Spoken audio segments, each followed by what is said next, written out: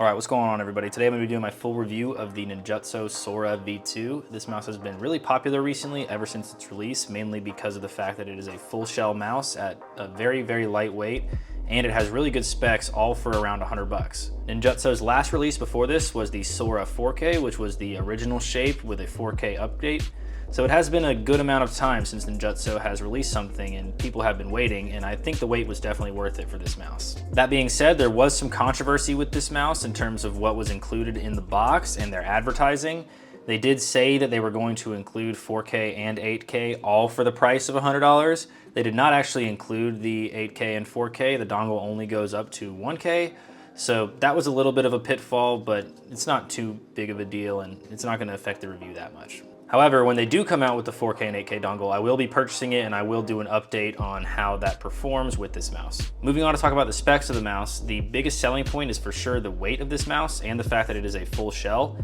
Mine comes in at 40.7 grams, and that is with grip tape on the side and with obsidian donuts on the bottom. That is on par with the ULX large, so that's very impressive that they were able to get this form factor and that low of weight.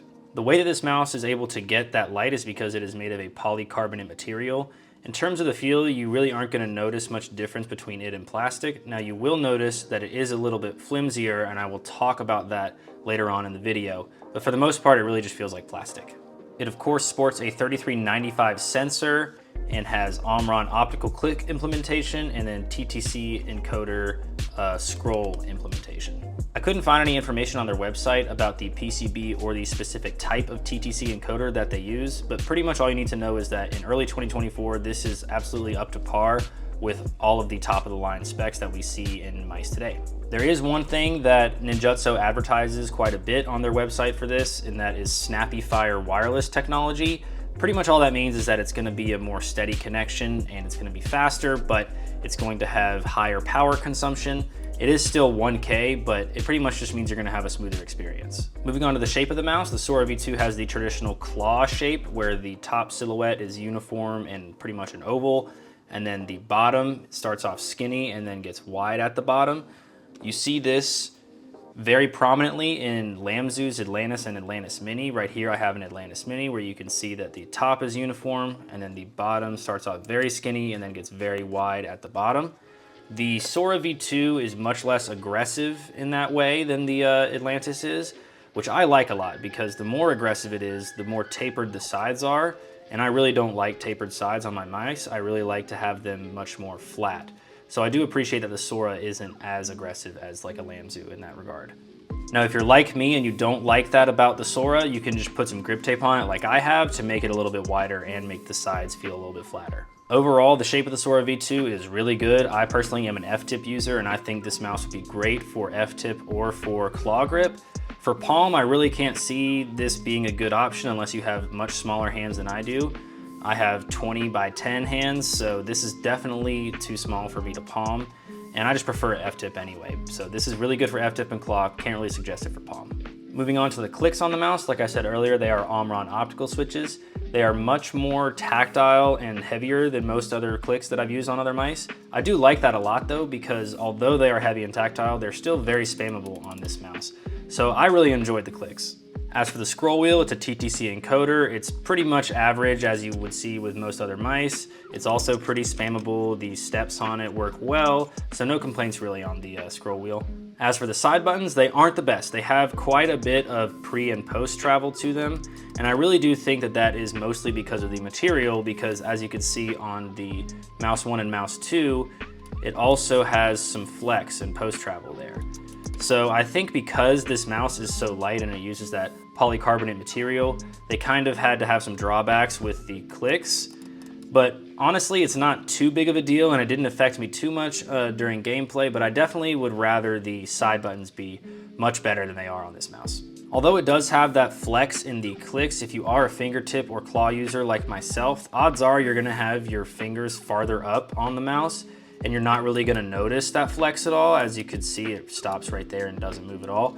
But if you are gonna put your fingers at the end of the mouse, then you're gonna feel that flex for sure. The coating on the polycarbonate material is fine. It's definitely more grippy than bare plastic that you find on the VXCR1 SE, but it's much less grippy than something like the OP1 8K, which I think has the best coating in the game. So if I were you, if you're a fingertip user and even a claw user, I would go ahead and get some grips with this mouse when you buy it.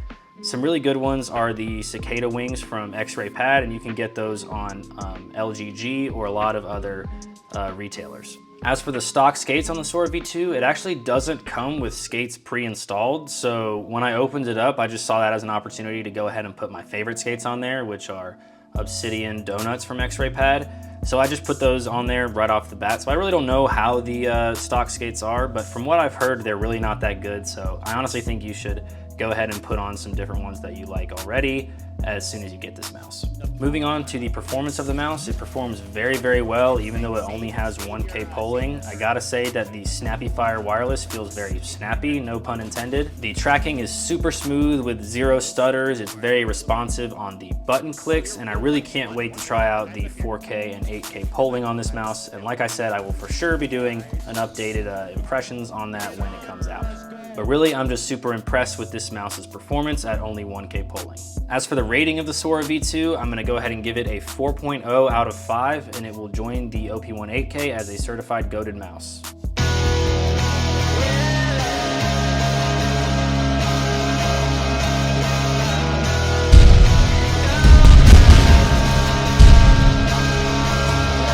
At the moment, I would say that for fingertip and claw grip, this is probably the best wireless mouse on the market. That is mainly because it's just so light. It's kind of insane that they were able to get it this light with a full shell. I do like the OP1 8K a little bit better than this mouse, but it is still a super good option. The reason why I gave it a 4.0 out of 5 is because of the shape and because of the clicks.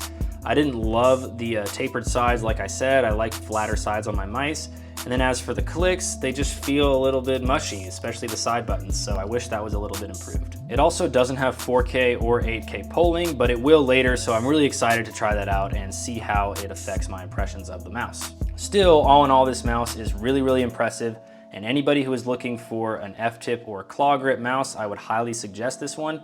Just because it's so light, it's bound to outperform a lot of other mice in the same category, regardless of the other pitfalls that it has. So that's gonna do it for my Sora V2 review. Next up, I've got some gear that Pwnage sent out, including their custom ambi mouse, as well as their control mouse pad. Thank you so much to Lemonade Upgrade and to Pwnage for sending those out. Besides that, I've got a lot of other stuff in the pipeline coming in the mail, including a Zowie U2 that Zowie sent out for review, so I'm really looking forward to looking at those. So definitely stay tuned to the channel, and thank you so much for watching.